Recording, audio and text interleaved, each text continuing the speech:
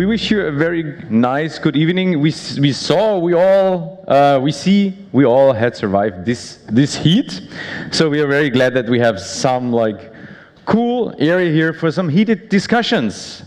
I'm not pretty sure if everybody is familiar with the format of a fishbowl, so I just will explain it very short.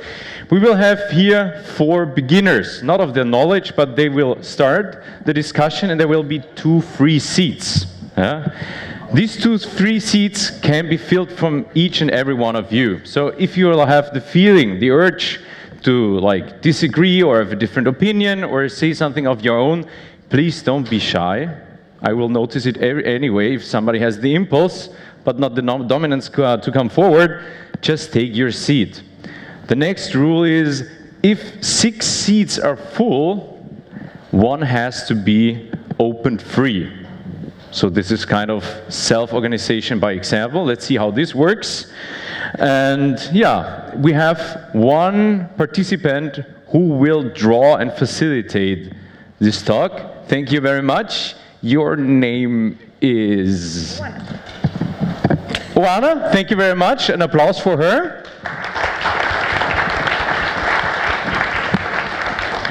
And so we start with the 4 starters here in our fishbowl session. Christoph Schmidt, an Agile Change Agent, Scrum Master, Coach, Trainer, and Professional Dancer, and follower in leadership. From Chip IT, I am McKenna, a certified Scrum Master, Scrum Trainer, Agile Lean, and so on. He told me he's the real certified waterfall coach and a keen Polaroid photograph professional, whatever Polaroid is.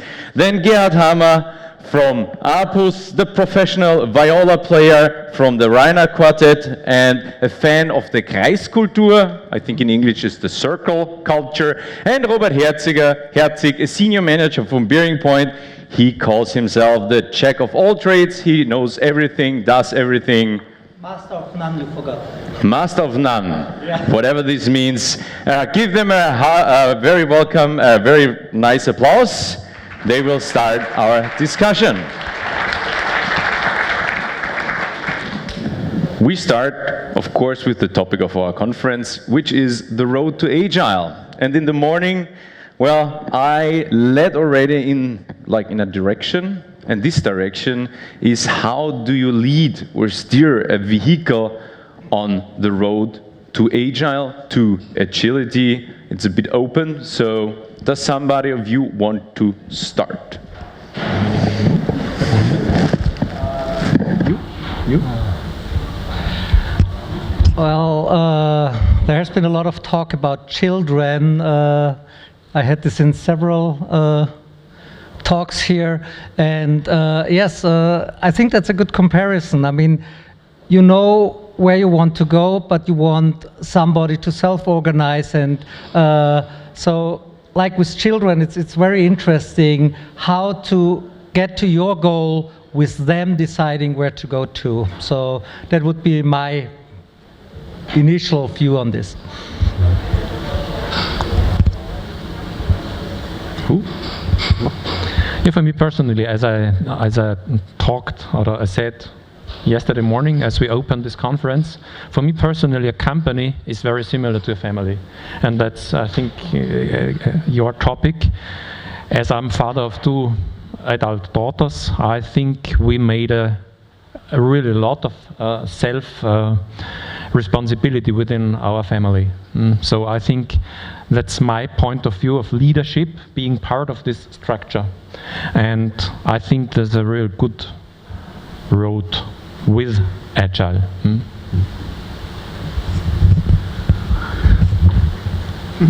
I don't know what to say. Well, the road to leadership, full of potholes, dead ends.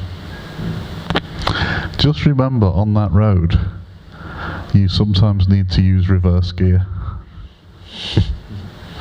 Yeah. Sometimes you're going to do things and you are going to screw up completely. Stop. Back up. Do something else. No, for me, it's the road to Agile. So there, you never really be there. You have a grant, and you come forward. So you mean we've got a destination we can never get to? Well, at least there's always a way of improving. It's the perfection vision which might not be fully fulfilled. We might be somehow agile, but there's always something we can go further or adopt or have something better, whatever better means. Yeah, but at this point, I think I need to point out, people have been asking me a lot recently about, have I written a book? Wolfgang actually gave me a great idea for a book before. It's going to be published next year. It's 101 Agile best practices. Yeah, it's 50 blank pages. It'll be available on Amazon. So that's your stop and backup. I would like to go more into detail with these two very, I would say, strange expressions. Stop and having a backup for restarting. What do you mean? No, reverse, back up. Okay. Mm-hmm. Yeah. Mm-hmm. Yeah. Sometimes you have to go back to where you were before when you really screw things up badly. You go back to a clean point. Don't be afraid to do that. It's not an admission of defeat. And I think maybe we've missed the topic because, as we heard this morning, actually, it's not the road, it's a map. Maybe we should have called it a map to Agile, what we are presenting here, and I like that a lot. That's my other product launching next year, will be the Agile SatNav. You'll never be able to get to your destination. Oh God, you lot are so quiet. But it can be an interesting journey, though. So you plan to make a map like Google Maps, Agile Maps, or something like this? Join us, come on. I hope we could get past. It's good that everybody in Austria has like basic dance classes, so this leading always works. Yeah, I just thought of the success of Google Maps and Waze, and we could do an app like Agile Maps, which is totally empty. So. No, I think you're onto something here, but what we need to do is replicate the success of the first release of Apple Maps. Yeah, which is I don't remember, I don't use it, and therefore it goes to show. Everything was in the wrong place. Oh, there's one thing that crossed my mind when you talked about the analogy of a road is like, okay, we need to know when we have to do some pee stops, to take a break, to have some lunch. That's sustainable pace. Yeah.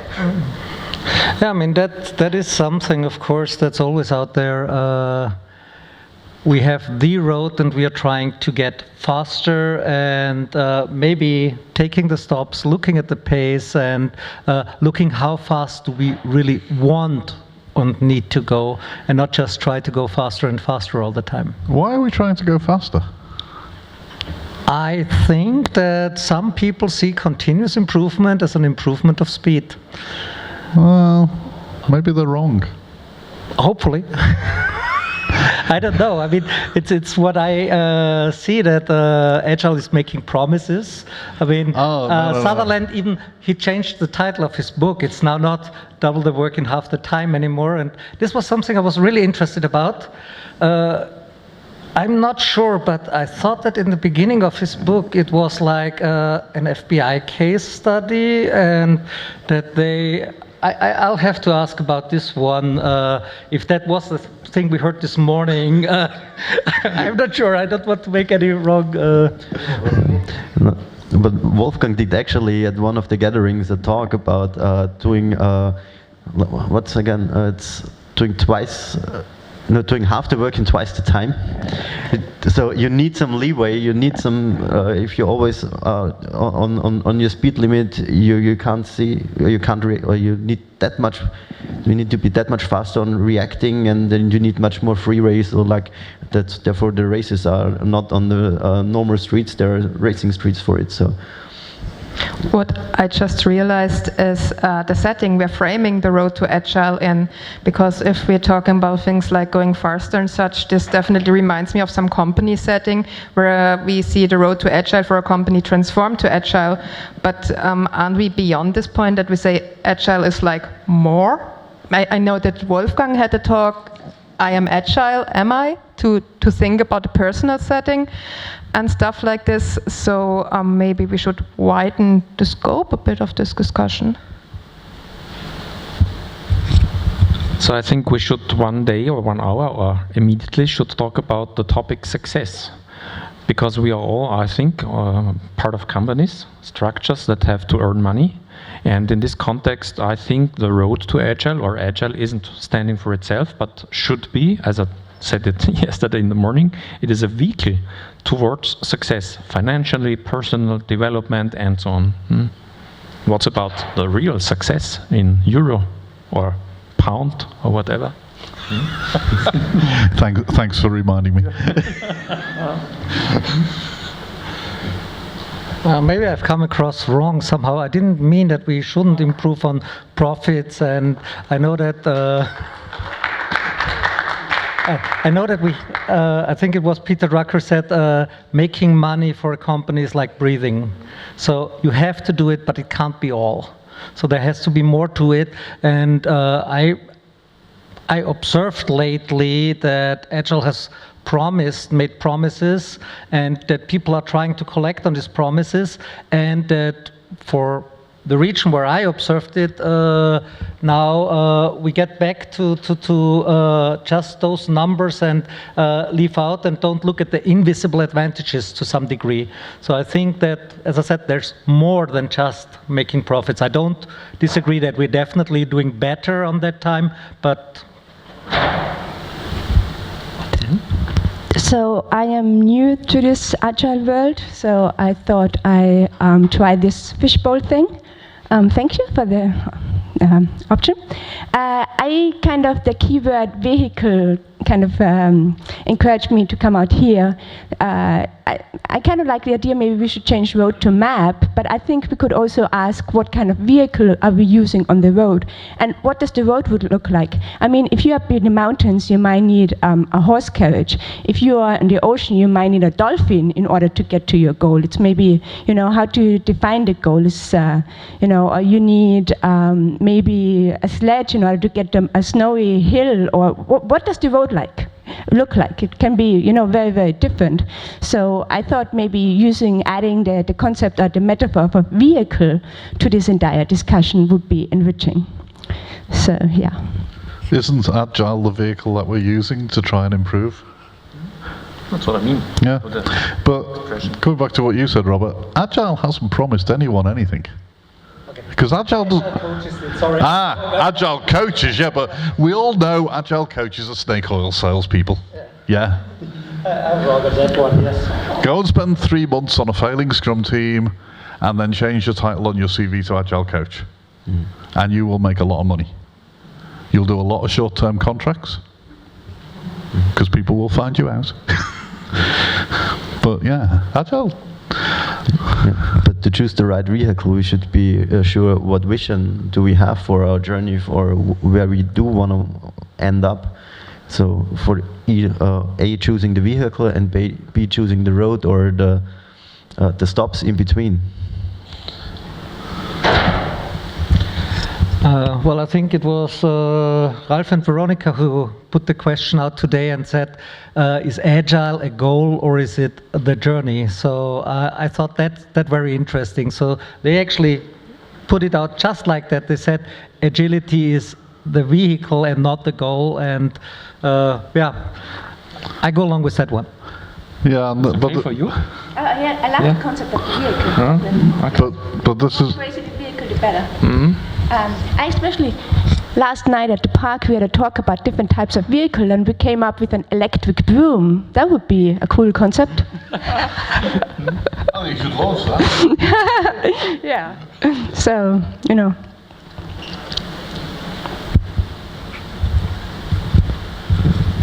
You do all realise that Agile is nothing.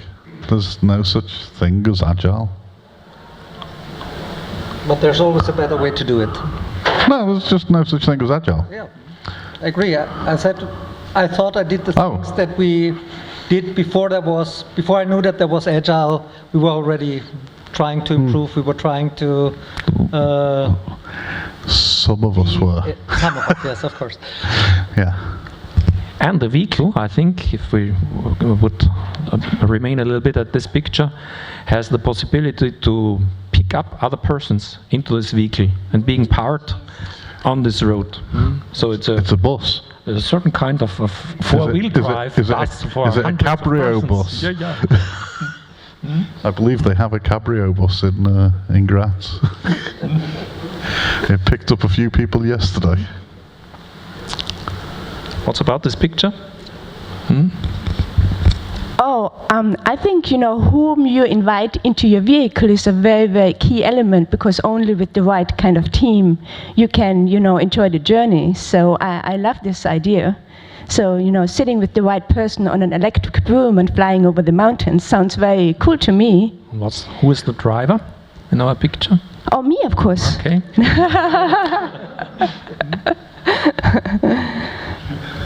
So you understand broom, right? Like the basin. Yeah. Okay, yeah. What about you?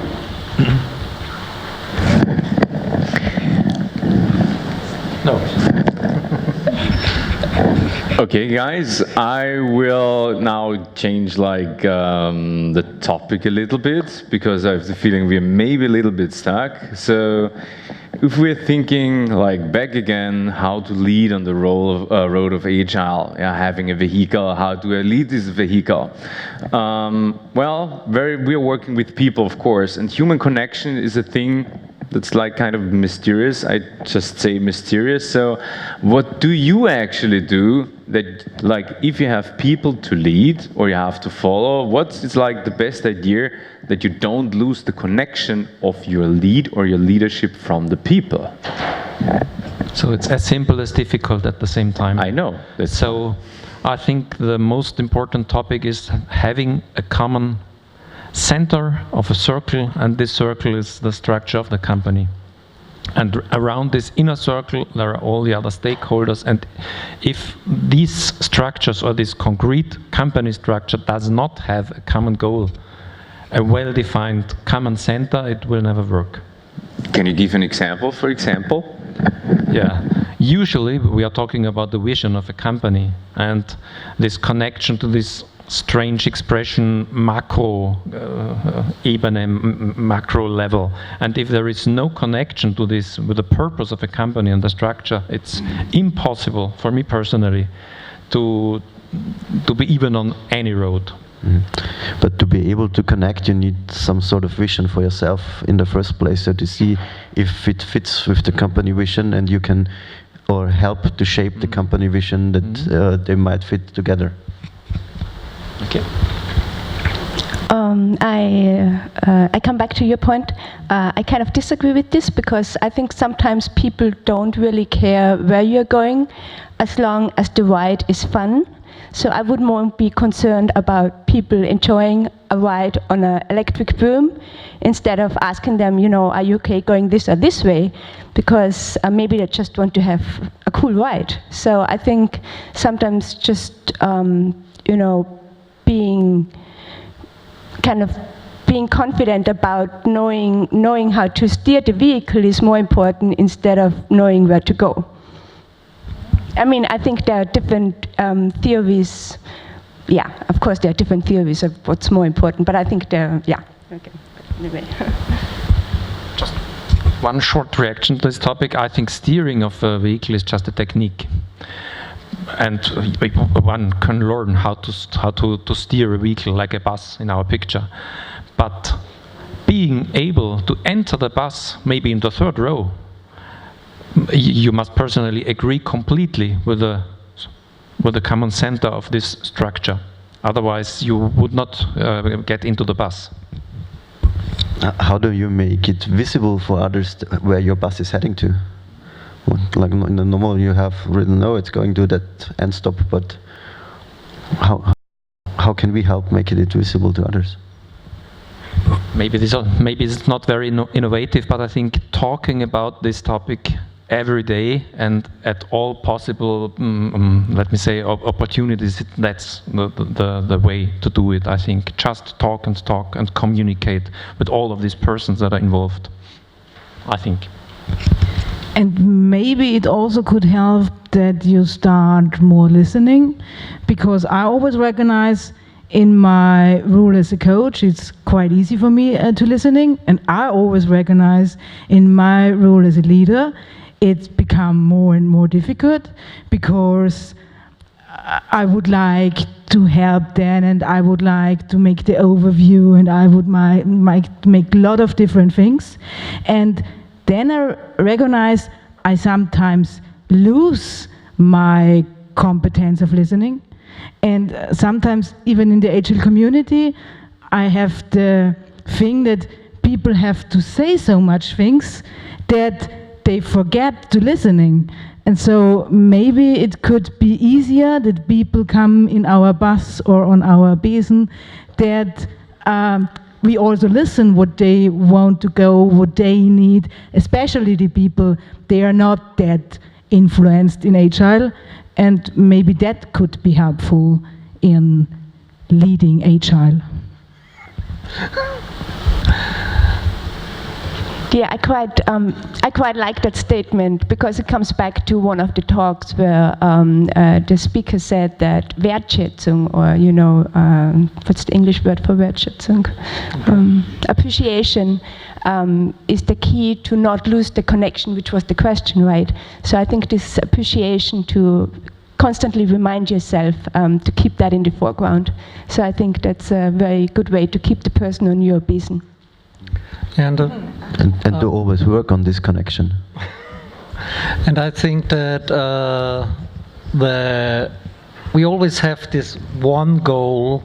I think that caring about other people's goals and accepting that there not has to be just one goal. I think that you have to be authentic about accepting that people in your bus might have or might want different stops. It is exactly what you said with listening, and that we should try to find the common goals and not just one stop, perhaps. I think this is where I've been going wrong all my life. I'm serious, because there's one thing I've never really cared about in all my working life. Really? Is what the company's goals are.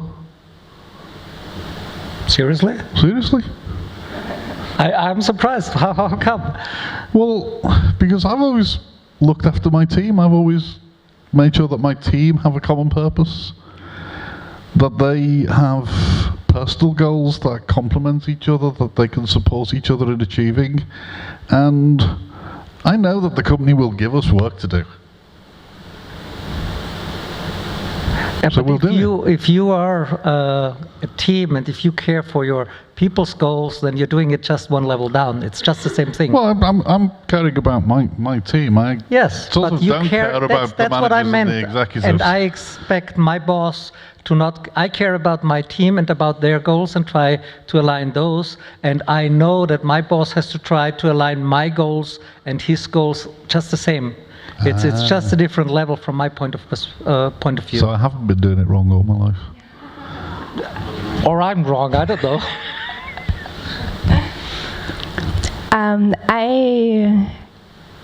I'm not talking from my personal experience now. I just remember kind of a business training, and there a guy who ran a big company, he said, there's so much talk about, the customer is important, blah, blah, blah, the company is important. But he said, if you want to be successful, you got to take care of your team. And he basically said the same. So he really was like, take care of your team. And that really stuck with me, because it was kind of different. You always hear about company goals and customer goals and blah, blah, blah. But he said, if your team is happy, they're going to be, they will perform the best way. So I agree with you. Also, one thing on talking about the goals, something that I was told a long time ago, I think it was my old grandmother told me, you've got 2 of these and 1 of these. And that's the ratio you should use them in. Yeah, I'm thinking back at the first picture of the family. When we are in our vehicle on our road, we must not forget to have a look over our shoulder from time to time, look at our children. Maybe they are already fighting back there, maybe they are just asleep, or maybe we should engage them a little bit more and play games with them or propose games with them, and most importantly, prepare something to drink and to eat during the trip. Or we could do what the former Prime Minister of the UK, David Cameron, did and just leave one of his children in the pub.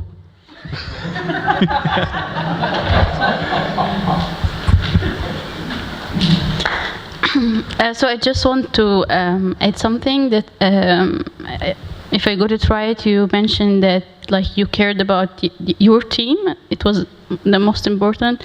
But from my experience, it's not enough to care only about your team, because you have to take care also of other teams, because the vision should be and the goal should be the company. So if you are working at a company, you want this company to be successful, so you don't want only your team, because what I experienced is you can make your team like very happy, you can make your team very successful, but other teams like are, for example, not communicating with each other, and they are affecting you because you only care about what you are doing. You can say I'm doing it very well, but the others, like, I don't care about that. So well, depends how you look at it.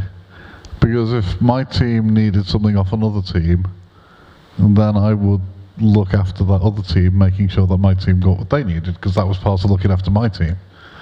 And I know there's this whole thing about local optimization versus systemic optimization, but a lot of that actually depends on the organization. And the larger the organization, sometimes actually we look too much at systemic optimization, trying to optimize the whole, when actually the whole never really interacts together. Do we really do that? Because I see so much local optimization. I'm really horrified with it. And whenever you're doing systemic optimization, a lot of people don't have the eye for that. I don't see that systemic optimization would outweigh local optimizations currently. At least not where I'm looking at. Yeah, we each have our own context, don't we? I mean, I take your point, and there should be a lot more systemic optimizations. Who's the Scrum Master here? So, how many of you have actually been really, honestly and truly been involved in any systemic optimization? Oh, such a small number of hands compared to... You do know that there's a whole section in the Scrum Guide that says about the Scrum Master's role, service to the organization. Yeah? That's a critical part of your role as a Scrum Master. Don't neglect it. You're not a Scrum Master if you're not doing that, by the way. You're just... well, I can't think of a polite word. And with that systemic optimization, there actually comes another important aspect of a Scrum Master's role, or Scrum Master's approach. If you're not willing to be fired, you're not ready to be a Scrum Master. So you were talking. Okay. So you were talking about leadership, or how to connect with your team before, and I thought in my role as a leader already 20 years ago, I had trust, empowerment, and management by objectives with my team, and so I asked to myself, what is different in Agile right now? What's different in Agile right now? Ooh, that's a good question. But I'm just going to pick up on one word that you said there, which was empowerment. Leaders do not empower people. Leaders stop people being disempowered. People are empowered. You've got free will. You choose what you do. You choose how you do it. Too many organizations actually disempower you. They don't empower you. they take away your right to make decisions. They take away your ability to think for yourself. Maybe. So what you are saying is that I did disempower my team 20 years ago, or? Well, I don't know. I wasn't in your team 20 years ago. But you didn't empower them. Why are you saying because that? They were already empowered. So maybe you removed some disempowerment from them. Maybe it's a problem of the language, because in English, empowerment, can I say more self-responsibility or whatever? So is it the better word for that? No, I don't think we sort of need to get into a semantic argument. Is it a question of extrinsic and intrinsic motivation, or so what you are? Yes, it's more a question of extrinsic, because again, so then motivation. It was a misunderstanding. I actually find most people are intrinsically motivated. I find what a lot of organizations do and what a lot of managers do, and I say managers rather than leaders, is do things that demotivate people. When people are already intrinsically motivated. Stop demotivating people. But the motivation I never can motivate people. No, you I can't. can only build up or set up a framework where people are happy to work in. Yes, where people are not demotivated. Okay. Yeah, and that's how I look at empowerment, the same way as you just described motivation. You served me up. I want to come back to your Scrum Master has to risk or be risking to be fired. No, not risk. Yeah. Be willing to be fired. Okay. And by the way, I said this a couple of months ago in South Africa at a meetup, and somebody tweeted it, and it caused an absolute shitstorm on Twitter. Where one person who doesn't know me at all looked at my profile, saw that I was a certified Scrum trainer, and therefore, yes, I'm in a reasonably privileged position these days, and their tweet back in response to this was, there speaks somebody from a position of privilege. My response to him, which was absolutely true, was yes, the privilege of having been fired 6 times for doing the right fucking thing.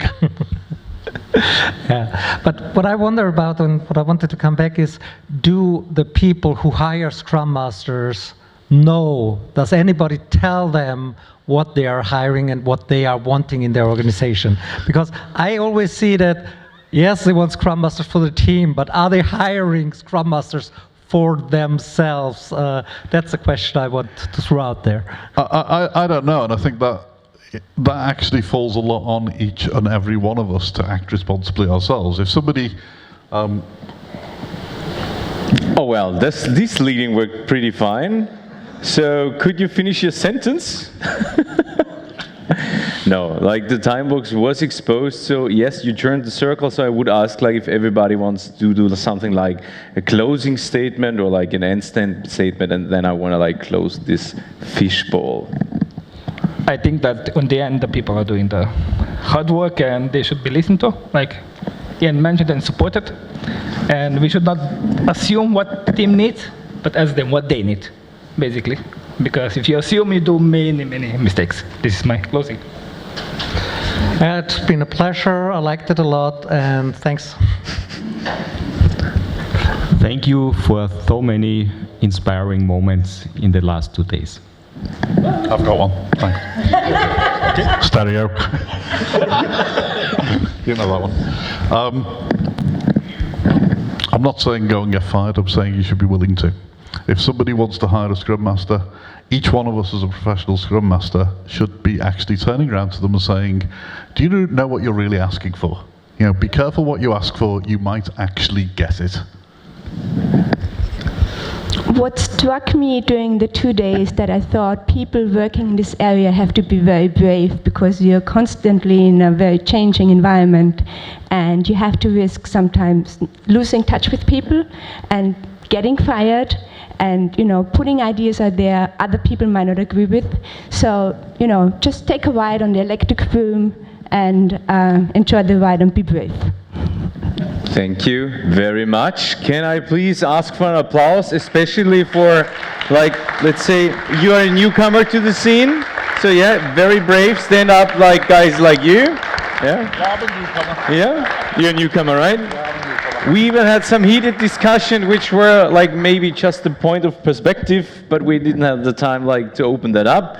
So do you want to present the work by yourself? Or should I? Okay. So we had the road to Agile with the first question, should it be a map?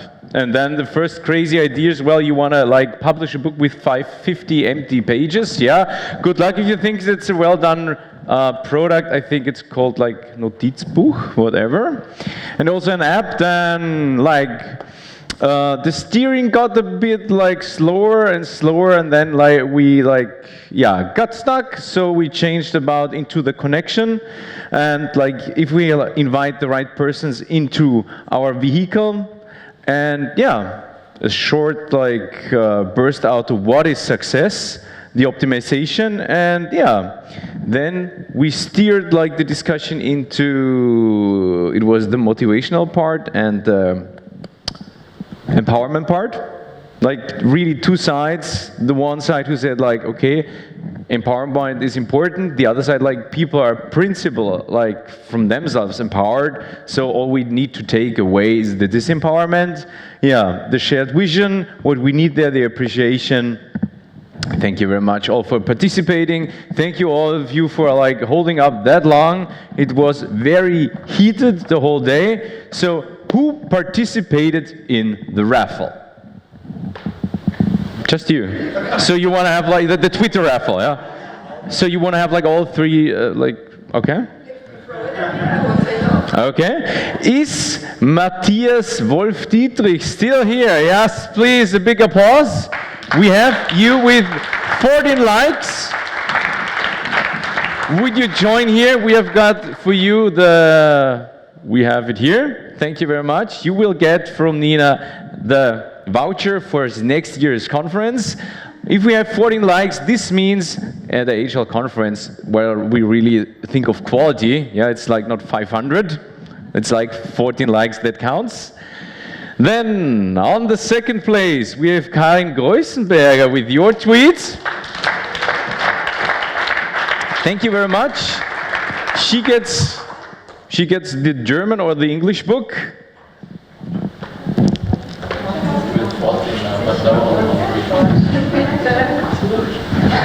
was okay, that was my. Yeah, I just made screenshots and it like changed, okay, yeah. And the third, let's see if Stefan Todt is still here. No, okay. Then, does somebody knows Stefan Todt? Or is like from Emberek somebody still here? Okay, well, we just continue. Well, not here. Well, Andrea Sapova, like from Boris Gloger. Okay, that would be very nice. I will just continue with the outlook. So, this was a conference about agility and the whole agile world. So, you're coming, right? Okay, now we can continue. We're just waiting for you. One book for you with 9 likes. We already stated it's quality likes. Yeah, if you would have 900, we would know you bought something from like somewhere from the East. These were 2 days full of Agile knowledge. So if you're local in Graz, well, there is the Agile Graz. In the meetup, you will find where the meetings are. And Next Tuesday, if you're really interested, thank you for helping me here. Then we have the IT community Styria and the less Austria community, where you can actually,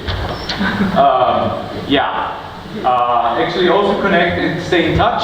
If you're interested, like in the next event, there will be the Agile Prague, the LESS conference in Munich, the Agile 2 in Vienna, the Global Scrum Gathering in Vienna, the Digital Future Congress.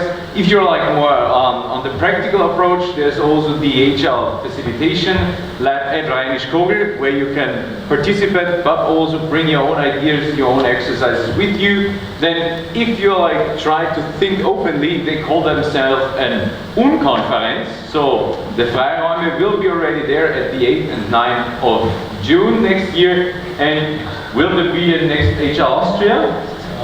I hope so.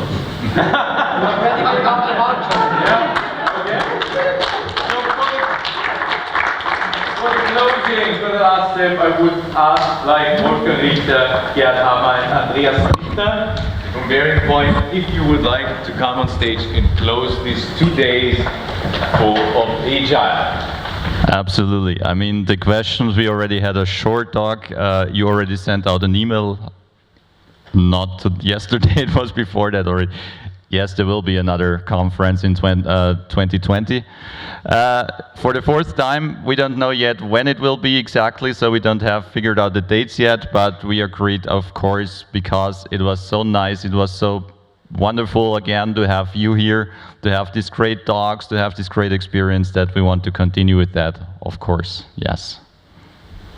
Yes, absolutely. So I must say, on the one hand, I'm happy. The last 2 days was really exciting. I think a lot of talks, a lot of new inspiring impulses. On the other hand, I'm sad that I have to wait 1 year for the next conference, but I hope that you all would come again, and we want to welcome you in 2020 again. So thank you for coming. Just one sentence from my side. I'm personally, day by day, really impressed what an agile community is existing here in Graz. And it's really fantastic to work together with all these companies in an agile manner. And so I think it's completely clear that there will be an Agile Austria 2020, because Graz is an agile hotspot. And so this conference is part of this, let me say, development. Yeah. And I just want to share a last story from my side. Yesterday, the Mingi, Phil and myself, we had a short chat about, and he said to me actually, I don't know, something is wrong. It feels so relaxed. You know, I myself also feel relaxed. The last 2 days, it was just relaxation, you know, like being on vacation. We're in our job, and I think you're in your job, there's very often these moments or these situations where you feel the pressure, and you can only be successful if there is pressure and force and power. And here it was just 2 nice days, everything flowed, you know, and it was nice. But that can't be wrong. That's exactly what it should be, right? But I think I want to add something more. I mean, we did this all on top of our job, and I think we really need to thank our team behind, because without that it wasn't possible. And I want really to name Nina, because I think without you...